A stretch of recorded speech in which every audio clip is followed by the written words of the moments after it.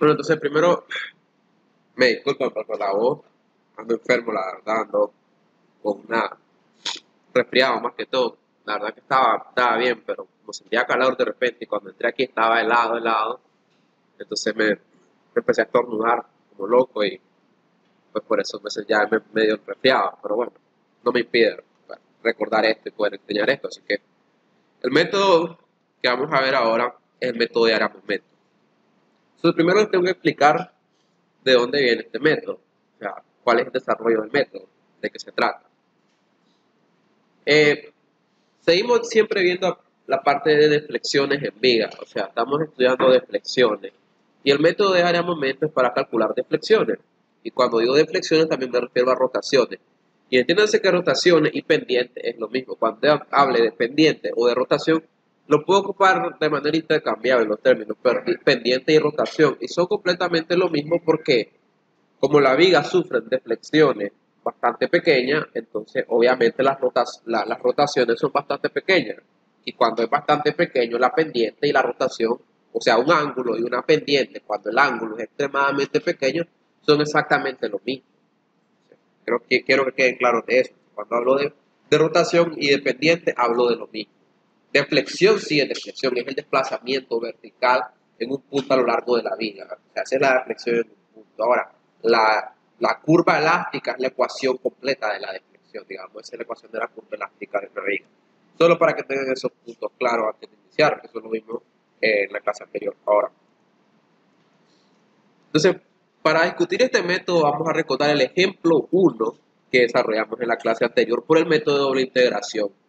Y lo que vamos a hacer con este ejemplo 1 es que vamos a reutilizar la ecuación de pendiente que ya tenemos y la ecuación de deflexión. Entonces, recuerden que esto lo tenía todo como de manera, en forma de variable, y luego metí los números. Entonces, recuerden que la elasticidad era 29.000 KSI y el momento de inercia era 1.500 pulgadas a la cuarta. Y lo hice todo en términos de variables, como les digo. Y en términos de variables desarrollé estas dos ecuaciones. Esta ecuación que está acá, para la deflexión, en función de X, y esta ecuación que está acá, para la pendiente, en función de X. ¿Recuerdan eso? Eso lo desarrollamos desde cero, o sea, lo desarrollamos de la nada en la clase anterior. Lo único que teníamos era una longitud L, una carga W, un módulo de elasticidad, un momento de inercia, y calculamos estas ecuaciones. Ahora, ¿cuál es la ventaja con esta ecuación? Es que simplemente lo único que tengo que hacer es sustituir X, W, L, módulo de elasticidad, momento de inercia. Todos son datos dados ya. Todos los conozco. Aquí solo tengo que sustituir y se acabó el problema. Entonces tengo para una viga simplemente apoyada esta, la ecuación de la curva elástica de esa viga. Y esta es la ecuación de la pendiente o rotación de esa viga a lo largo de cualquier punto X. Y creo que les enseñé cómo en Excel lo podía graficar, ¿verdad? Me parece que les enseñé una tabla. Vamos a reutilizar esa gráfica ahora. En Excel hice lo siguiente. Escribí la función de la curva elástica y evalué desde 0 hasta 30. Y esta es la deflexión de la viga, obviamente exagerada, ¿verdad? Ninguna viga se va a deflectar tanto, es solo una representación, digamos, cualitativa realmente, no tan cuantitativa de lo que está sucediendo. La escala está exagerada, o sea, no se va a deflectar a esta magnitud. Si apenas estamos hablando de un poco más de 0.8 pulgadas de deflexión contra 30 pies que tengo acá, ¿no? O sea, esto no debería verse así, obviamente, pero es para que se pueda ver, para que se pueda visualizar. Ahora, con la rotación, pues simplemente hice lo mismo, grafiqué la rotación. Y piensen, o sea, la rotación es la pendiente, o sea, es la derivada de esto, es la pendiente de la deflexión. Porque si yo calculo la pendiente de la deflexión, o sea, si yo calculo la derivada de la función de la deflexión, obtengo la rotación. ¿Y cómo sé eso? Ok, ¿cuánto es la pendiente acá? En este punto, es máxima. Si ven acá la pendiente, si ponen una línea tangente acá, como el cálculo, pueden ver que tiene máxima pendiente. Y acá también tiene máxima pendiente. ¿Cuál es la diferencia? Que recuerden que X iniciaba, o sea, X iniciaba hacia acá. Entonces, si yo estoy visualizando desde este punto, esta pendiente es negativa, ¿sí o no? Máxima, pero negativa. Entonces, por eso la pueden encontrar aquí abajo.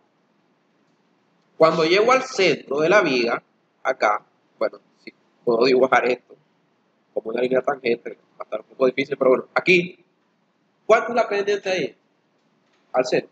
Es cero, ¿verdad? Es completamente plano. Si es completamente plano, no tengo pendiente. ¿Cuánto es la pendiente al centro entonces? La gráfica de la pendiente. Cero. Y cuando llego al otro extremo, ¿qué tengo? Máxima, pero positiva. Aquí está el máximo, pero positivo.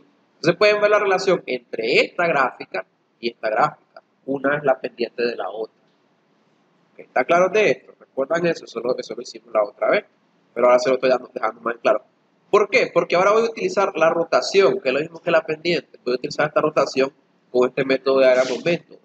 Todo se va a basar en esta rotación y en la ecuación de la curvatura. Porque recuerden, que yo tomo la ecuación de la curvatura y lo que hago es integrarla una vez y obtengo la rotación con la pendiente. Y la vuelvo a integrar y obtengo la deflexión. Entonces significa que si hago el proceso contrario, si ahora vengo y agarro la deflexión y la derivo, obtengo la rotación con la pendiente. Y si agarro la rotación con la pendiente y la derivo, ¿qué obtengo? La curvatura. Y la curvatura es el momento entre EI y está completamente desarrollado en la clase anterior y está grabado también, si lo quieren volver a ver, porque M entre EI. O sea, está cabalmente ahí, no hay donde perderse, porque M entre EI. Pero bueno, vamos a continuar. Entonces recuerden que esta era la ecuación de la curvatura, esta que está acá. Entonces era la segunda derivada de la deflexión con respecto a X, o sea, la ecuación diferencial, en otras palabras, ¿verdad? Segundo grado, lineal, ¿verdad? Es igual a M entre I. En el momento, entre el modo de elasticidad o el momento de inercia, que no es nada más que la rigidez a flexión. Entonces, esta es la ecuación diferencial de una viga y lo que está relacionando es la deflexión y la curvatura. ¿Okay? Entonces, lo que significa que si yo despejo esto, y lo hice en la clase anterior, y tomo un integral, esa primera integral que tomo, porque tengo que tomar dos integrales. Tengo una ecuación diferencial de segundo grado, ¿no? Tiene una segunda derivada. Entonces tengo que tomar dos integrales para poderla llevar hasta Y, hasta la función original. Tomando la primera integral, ¿qué es lo que obtengo? La pendiente o la rotación. ¿Recuerdan eso, verdad? Entonces, aquí vamos a desarrollar ya el método. ¿Qué es lo que voy a hacer? Voy a tomar, voy a tratar de definir el cambio en la rotación entre dos puntos. O sea, tengo un punto A, tengo un punto B, y entre estos dos puntos quiero saber cuánto es el cambio en la rotación. Recuerden saber, la rotación es, tengo aquí este punto A, tengo aquí este punto B, lanzo esta recta tangente acá, con respecto al horizontal tengo una rotación, ¿sí o no? Luego vengo al punto B, lanzo una línea tangente acá, con respecto al horizontal tengo una rotación, quiero saber cuánto es el cambio de la rotación en B con respecto a la rotación en A, o sea, el cambio de uno con respecto al otro. ¿Cómo hago eso? ¿Cómo consigo el cambio entre dos puntos de una función? ¿Cómo conseguía el cambio entre dos puntos del diagrama de momentos? Integrando el diagrama de constantes, ¿no? ¿Cómo consigo el cambio entre dos puntos en el diagrama de pendiente o rotación? Integrando el diagrama de curvatura, ¿sí o no? ¿Y cuál es la ventaja? Que el diagrama de curvatura es el diagrama de momentos simplemente dividido por EI. Agarro el diagrama de momentos, lo divido todo por EI y tengo el diagrama de curvatura, esa es la ventaja. Calculo el área entre dos puntos de ese diagrama de curvatura y lo que tengo es el cambio en la pendiente o rotación entre esos dos puntos. Eso es lo que le estoy diciendo acá, o sea, ¿quieren saber cuánto es el cambio en la rotación del punto B con respecto a A? Pues tomen el integral de A a B del diagrama de curvatura, que M entre I, nada más, así de sencillo. ¿Estrictamente tengo que hacer esta integral? La verdad que no, porque me voy a encontrar con diagramas de momentos que son fáciles de integrar, y que simplemente lo que voy a hacer es dividirlo en áreas. O sea, en casos especiales sí voy a tener que integrarlo, pero generalmente solo lo divido en distintas áreas y ya está, y calculo las áreas. Porque ¿cuál es la diferencia entre integrar y calcular un área? Ninguna, integrar es calcular un área, no. Entonces, si son figuras geométricas que las puedo separar en distintas figuras y geométricamente simplemente calcular esa área, no tengo que integrar. De lo contrario, sí tendría que integrarlo. Y para poder integrarlo, entiéndase que necesito tener la función. Si no, no la puedo integrar. Pero bueno, ya lo vamos a ver en ejemplo esto. ¿Están claros con esta parte entonces? Entonces, es simple. El cambio entre dos puntos en la curvatura es el área entre esos dos puntos en el diagrama. Perdón, el cambio entre dos puntos en la rotación o pendiente, ¿verdad? es simplemente el área bajo la curva entre esos mismos dos puntos del diagrama de curvatura. Simplemente eso. Ok. Entonces, como les digo acá, nótese que este factor M entre I que tengo acá es la curvatura. Lo cual implica que si tomo el diagrama de momento y lo divido por I, lo que tengo es el diagrama de curvatura. Y tener el diagrama de momento es fácil, ¿no? Ya lo hemos hecho 1000 veces. Ahora, ¿qué más tenemos que hacer? Bueno, recordar que cuando estoy integrando, estoy calculando el área bajo la curva entre esos dos puntos. Entonces eso nos lleva al primer teorema de área de momento. ¿Qué es lo que dice? Literalmente dice, el cambio en la pendiente, o rotación, que es lo mismo, entre el punto B respectivo a A, de un punto B respectivo a A, es igual al área bajo el diagrama de curvatura entre los mismos puntos A y B. Eso es lo único que voy a hacer, calcular esa área. Y con un ejemplo va a quedar mucho más claro. Ahora, el segundo sí requiere, adelante. El segundo sí requiere un poco más de observación. Y es que lo que quiero hacer ahora es calcular la deflexión de un punto relativo al otro punto. Entonces, no vamos a hacer nada que no hayamos visto antes, pero sí requiere que observen un poco más. Voy a tomar una porción cualquiera de la curva elástica de la viga. Voy a definir un punto A y voy a definir un punto B. Y lo que quiero es calcular, ¿qué es lo que quiero hacer? Bueno, quiero calcular cuánto es la deflexión de B relativo a A. Eso es lo que quiero saber. O sea, cuánto es el cambio en la deflexión entre los dos puntos. Bueno, ¿qué puedo hacer? Lo que puedo hacer es lanzar las líneas tangentes, una tangente a A, una tangente a B, y calcular la desviación de B con respecto a A. Eso es lo que estoy haciendo. O sea, la desviación de la tangente B con respecto a A. Y eso sería la deflexión de B con respecto a A, prácticamente. Eso es lo que estoy haciendo. Con respecto a esta línea tangente. O sea, es una tangente con respecto a la otra. Y van a ver que es fácil luego verlo. O sea, ahorita parece un poco complicado, pero todo esto toma sentido rápido.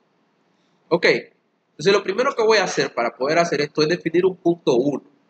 A cualquier distancia del punto de interés. Porque mi punto de interés es calcular cuánto es la deflexión de B relativo a A.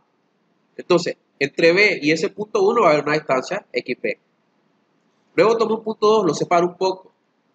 La verdad que lo separé bastante para que se pueda ver, porque lo estoy separando de X, una cantidad diferencial extremadamente pequeña. Ahora, si hago una tangente en 1 y una tangente en 2, tangente a la curva elástica, obviamente, o sea, tangente a esta curva, en 1 y en 2, y proyecto dos líneas verticales, se van a tener que encontrar en un punto, porque son tangentes, ¿no? Entonces ese punto en el que se encuentran me va a generar un radio de curvatura. Ahora, si esta distancia es diferencial, ese ángulo es diferencial, ¿no? De θ. Okay. Ahora, estrictamente la distancia entre estos dos puntos a lo largo de la curva elástica es la longitud de arco de S, pero está pequeño que puedo decir que simplemente es de X, ¿sí o no? O sea, si es extremadamente pequeño, ¿cuál es la diferencia entre la longitud de un arco y una línea horizontal? Ninguna, la verdad, prácticamente nada, son exactamente lo mismo. Para todos los efectos son lo mismo. Entonces yo puedo decir que dx es prácticamente ds y no tengo que estar lidiando con ds. Ok, ahora tengo esto.